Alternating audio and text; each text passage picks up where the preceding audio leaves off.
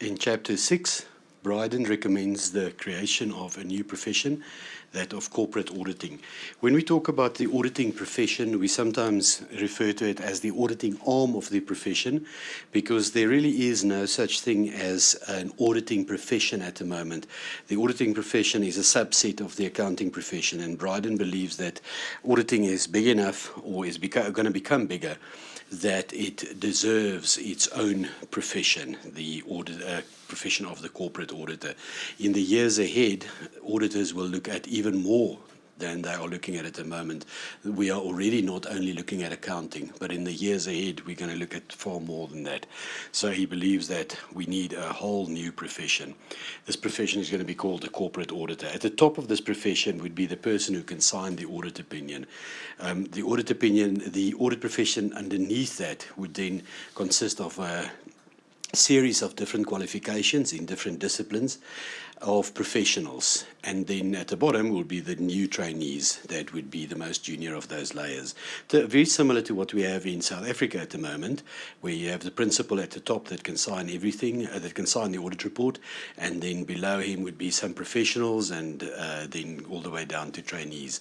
But this will just be much wider, because the professionals will include a range of different disciplines. He also says that this would require the audit profession to become much more attractive in order to attract the right people to that profession. Therefore, his first recommendation is that the AGA, the regulator that exists at the moment, or that is being established at the moment, should act as the midwife to create a new profession of corporate auditing, establishing the necessary professional body to encompass today's auditors and others with appropriate education and authorization.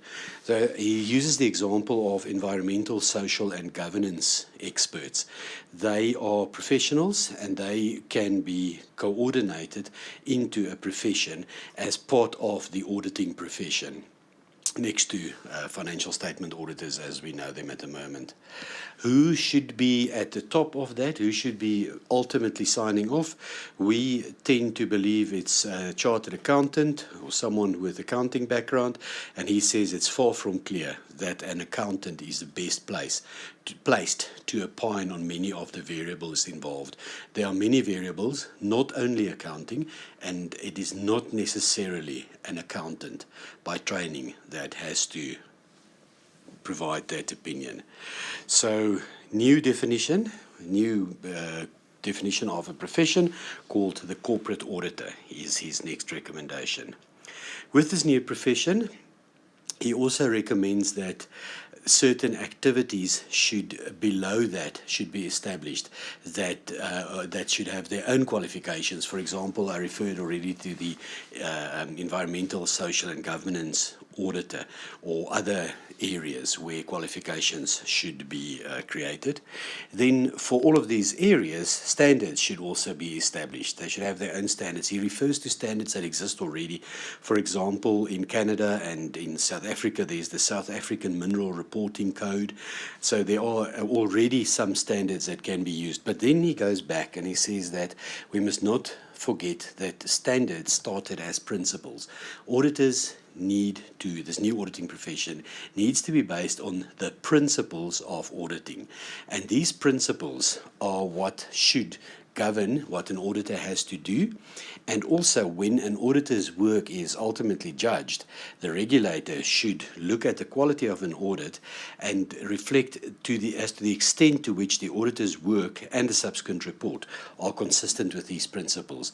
So not so much tick boxes or rules, but principles. And he then recommends a number of principles. There's about a dozen principles that he recommends. You can read it in 6.4.2, but quickly going through them are: 1, there's a principle of integrity, honesty, fairness, candor, courage, confidentiality. Secondly, qualification of auditors. The auditor should be qualified and exercise professional judgment, skepticism, or suspicion. Auditors should act in the public interest. The third one, all auditors must recognize they act in the public interest. Fourth, the auditor must maintain independence from the entity and its officers on whom they are engaged to report. Number 5, the auditor is objective, so that takes the independence requirement further in saying that the auditor should be objective and provide findings and opinions that are free from bias, prejudice, compromise, and personal or corporate conflicts of interest. Next, that the auditor should work to verify and encourage openness and honesty in financial and other company reporting, financial and other. Auditors should ask the directors to report any material information that may legitimately be disclosed to assist the understanding of use of an audit report, or if the directors do not do so, then the auditors should disclose it. That's the next principle. Next principle, auditors should provide appropriate challenge to management, assessing critically information and explanations received for signs of over-optimism, judgment, bias, or possible fraud. Audit reports are clearly reporting findings and expressions of opinion. And lastly, that the auditors give transparency to any differences of view with management and how they were resolved. So these are the principles, and if auditors can show that they acted that they obliged or adhered to these standards, these principles, then you can say that they have done a good audit. And he recommends also further that the audit report should contain a statement to the effect that the auditor has acted faithfully in accordance with the principles of corporate auditing. That's a separate recommendation. And as I said, testing of the quality of an audit would start by assessing the extent to which an audit has been conducted in line with these principles. If you want to test the quality of an audit, you tick off these principles. Then he refers to education and qualification. Obviously, with a brand new profession, new education and qualification requirements would arise. So he therefore recommends that the regulator should ensure that education, training, and retraining should take place consistently. And he emphasizes that an auditor actually needs many skills that may not be essential for an accountant. For example, assessing trustworthiness would require some psychological training, not only accounting training, but psychological training, and that must go together with the training in the exercise of skepticism, and he also brings in the word of suspicion, a balance between skepticism and suspicion. Another example, a risk-based approach. We all know what it means in auditing to be risk-based, follow a risk-based approach. But what does it mean in the other disciplines? Likewise, the other disciplines should develop principles and standards on how a risk-based approach should be defined so that they can also follow that sort of approach in their work. He actually recommends that we look at the work of, or the training of forensic accountants, because forensic accountants do get some training in the psychology of suspicion and some interviewing techniques and techniques of evidence, etc., that maybe the profession should look at that, and that should be trained more widely. Then that obviously goes to the academic foundation. There's a challenge for the academia to develop appropriate degree courses, probably postgraduate degree courses for auditing and assurance. Apparently there are already some university courses around the world, Germany, Chile and Jordan, where there are courses like that already, but it's not very comprehensive. And then to ensure appropriate qualifications, he recommends that the AGA, or the regulator, should prioritize the development of a specific auditor qualification, including education and training.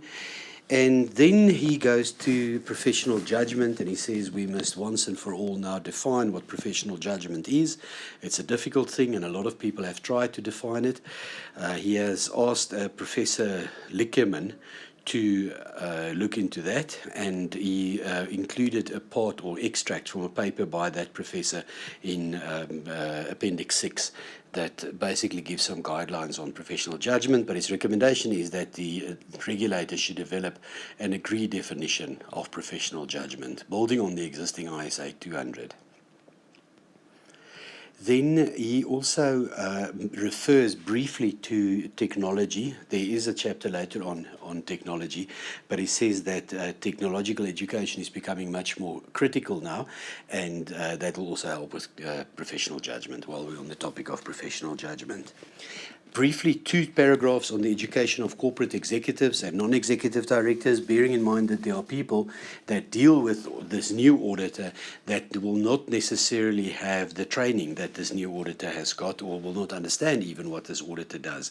So he recommends that there could be more training tailored for the specific persons, training to non-accountants within companies who deal with the auditor, including the non-executive directors and even the current accounting staff. Then there's a section on acting in the public interest. There's this whole question about auditors recognize that they should act in the public interest, but not everyone is 100% certain what that means to be acting in the public interest. There's no widely accepted definition of that. So he's asked 2 professors to look into that, and they've provided a letter or a paper, and that is included in Appendix 7. He refers here to Appendix 6, but I think it's actually supposed to be Appendix 7, where they explain, they deliberate public interest, and they make some recommendations. He included some of the recommendations. He hasn't included all of them. He doesn't necessarily agree with all of them. But basically, his recommendations are, as far as the public interest are concerned, that first of all, the directors should set out in a public interest statement. So there should be a public interest statement attached to a strategic report saying how the directors view their public interest responsibilities and how they have discharged those public interest obligations and what actions they have taken to mitigate any risks, externalities that it has caused during the period. And then, so that was the directors have to make a statement on public interest, then taking it to the auditor, that the auditor in the audit report should state to what extent the audit has provided evidence of consistency between the content of the public interest statement, annual report, and the financial statements as a whole. And the auditor's opinion should also state whether, based on the evidence reviewed, the director's public interest statement is presented fairly in all material respects. So the public interest statement needs to be audited.